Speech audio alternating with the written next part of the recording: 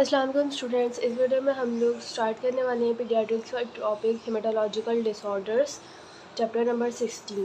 तो haematological disorders basically होते ही क्या है? हेमेटोलॉजिकल डिसऑर्डर्स वो डिसऑर्डर्स होते हैं जो क्वांटिटेटिव या क्वालिटेटिव डिफेक्ट्स प्रोड्यूस करें सेलुलर एलिमेंट्स ऑफ ब्लड में। ठीक है, आपको पता है जैसे कि हमारे पास ब्लड में RBCs होते हैं, हीमोग्लोबिन होते हैं, WBCs होते हैं, प्लेटिलेट्स होते हैं, बहुत सारे सेल्स होते हैं। तो इनमें कोई भी क्वालिटेटिव या क्वांटिटेटिव डिफेक्ट प्रोड्यूस करते हैं ये हेमेटोलॉजिकल डिसऑर्डर्स। ठीक है, तो हम ये पहले बात कर लेते हैं ये जो ब्लड सेल्स हैं ये बनते कैसे हैं, ये इनकी फॉर्मेशन कैसे स्टार्ट होती है। कभी कभार ना वाइवा में एक सिंपल से क्वेश्चन के तौर पे पूछ लेते हैं, तो आप इसको एक जस्ट रिव्यू दे दिएगा। हेमेटोपोइसिस, बेसिकली हेमेटोपोइसिस क्या होती है? Formation of the blood cells. Basically haematopoiesis हमारे पास स्टार्ट कैसे होती है? हेमेटोपोइसिस जो है ना, हमारे पास हेमेटोपोइटिक टिश्यू होता है जो कि हमारे पास बनता है यॉर्क सैक में। टिश्यू होता है जो कि डिराइव होता है हमारे पास मेसेनकाइमल लेयर ऑफ एम्ब्रियो से डिराइव होता है।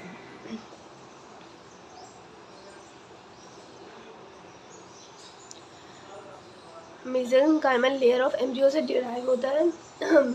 इसका अर्लीस्ट एविडेंस ना हमें देखा जाता है कि हेमेटोपोइसिस हमें यॉर्क सैक में दिख रही होती है at 2 to 3 weeks of gestation पे। हमारे पास ये जो हेमेटोपोइटिक टिश्यू है ना, ये बनना शुरू हो जाता है। ठीक है, उसके अलावा जो है ना 5 to 6 वीक्स ऑफ गेस्टेशन पे हमें क्या मिलता है कि हेमेटोपोइसिस जो है ना लिवर में स्टार्ट हो जाती है।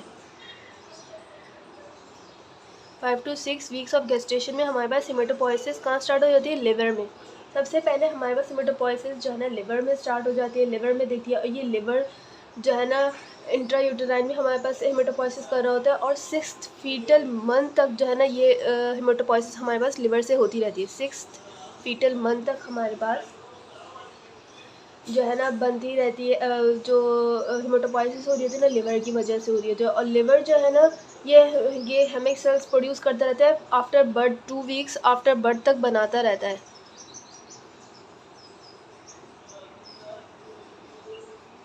ठीक है, आपने याद रखना है लिवर के बारे में। उसके अलावा जो है ना हमारे पास स्प्लीन हो गया, लिम्फ नोड्स हो गए, थाइमस हो गए, ये सब जो है ना ड्यूरिंग फीटल लाइफ में ना हेमेटोपोइसिस कर रहे होते हैं।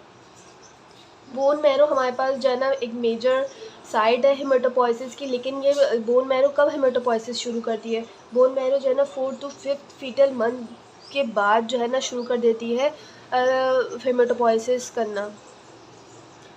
और फिर अडल्ट लाइफ में तो आपको पता ही है कि बोन मैरो से ही जो है ना हमारे पास हेमेटोपोइसिस ब्लड सेल्स बन रहे होते हैं।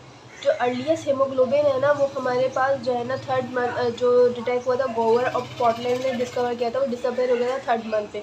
सबसे पहले आपको पता है जो हमारे पास आफ्टर द बर्थ जो बेबी के पास जो हीमोग्लोबिन होता है वो कौन सा होता है? वो होता है हीमोग्लोबिन F। इसमें हमारे पास कौन कौन सी चेंज होती है? 2 अल्फ़ा होती हैं और 2 गामा होती हैं। ठीक है, ये प्रीडोमिनेंट होता है हीमोग्लोबिन। और ये कब से बनना शुरू हो जाता है हमारे पास? After 8th week of gestational age से। और ये कब तक रहता है हमारे पास? ये हमारे पास जो है ना 6th month after the birth, 6 month after the birth तक जो है ना रहता है बेबी में। और उसके बाद जो है ना ये रिप्लेस होना शुरू हो जाता है। जो हमारे पास अडल्ट हीमोग्लोबिन होता है ना उससे रिप्लेस होना शुरू हो जाता है, जो होता है HbA। इसमें कौन सी चेंज होती हैं? 2 अल्फ़ा होती हैं और 2 बीटा होती हैं।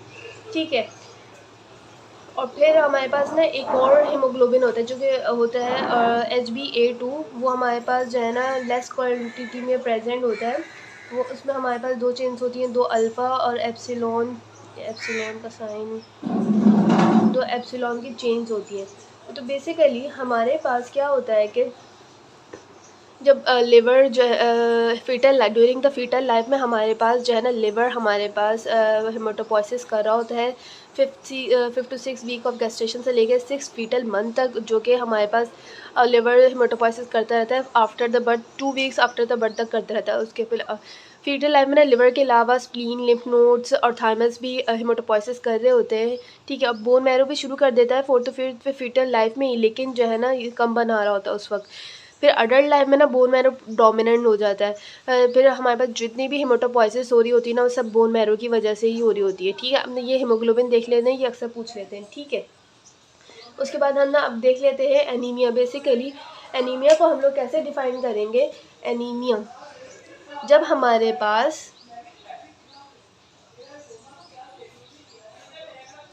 जब एनीमिया ना हमारा एनीमिया कब होगा, जब हमारे पास जो हीमोग्लोबिन का लेवल है ना वो कम हो जाएगा ब्लड में, below the reference level for the particular age and sex के हवाले से। ठीक है, तो हम लोग उसको कहेंगे कि पेशेंट है ना एनीमिक है, ये नहीं कहेंगे कि सिर्फ डिक्रीज लेवल ऑफ हीमोग्लोबिन है। अगर हम लोग सिर्फ ये कहेंगे ना डिक्रीज लेवल ऑफ हीमोग्लोबिन है तो आधी बात होगी है।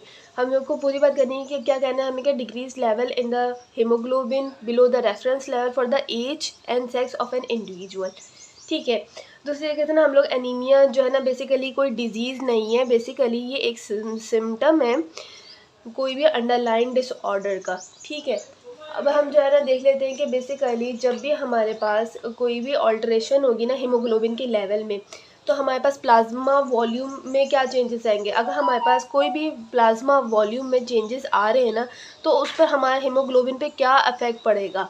ठीक है, अगर हमारे पास जो है ना प्लाज्मा वॉल्यूम रिड्यूस हो रहा है, ठीक है, प्लाज्मा वॉल्यूम रिड्यूस हो रहा है तो ये क्या करेगा, ये हीमोग्लोबिन के लेवल्स को जो है ना बढ़ा देगा।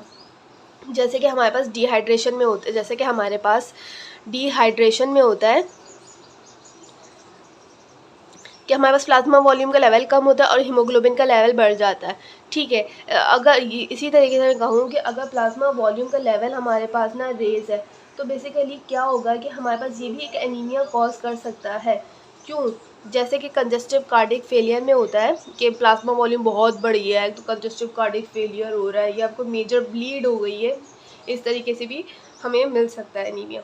ठीक है, अब जो एनीमिया है जो है ना पेशेंट्स को जो होते हैं जो एसिम्टोमेटिक होते हैं, इनके कोई बहुत नॉन स्पेसिफिक सिम्टम्स होते हैं एनीमिया के, किसी भी वजह से नॉन स्पेसिफिक सिम्टम्स जैसे कि हो गया फैटीग हो गया, हेडेक हो गया, फेंटनेस हो गया, ब्रेथलेसनेस हो गई, उसके अलावा शॉर्टनेस ऑफ ब्रेथ हो गई, इस तरीके के फीचर्स भी जो है ना एनीमिया में कॉमनली मिलते हैं। तो हमें लोग को ये देखना चाहिए, जैसे कोइलोनाइकिया हो गया, स्पून शेप नेल्स हो गए, ये सब हम लोग को मिलते हैं, लेकिन हम लोग को ये पता करना होता है कि कौन किस टाइप का एनीमिया है। तो टाइप्स की बात ना हम लोग बाद में करते हैं, पहले मैं आपको बता दूं कि normal red blood cell values जो है ना पीडियाट्रिक एयर में क्या है।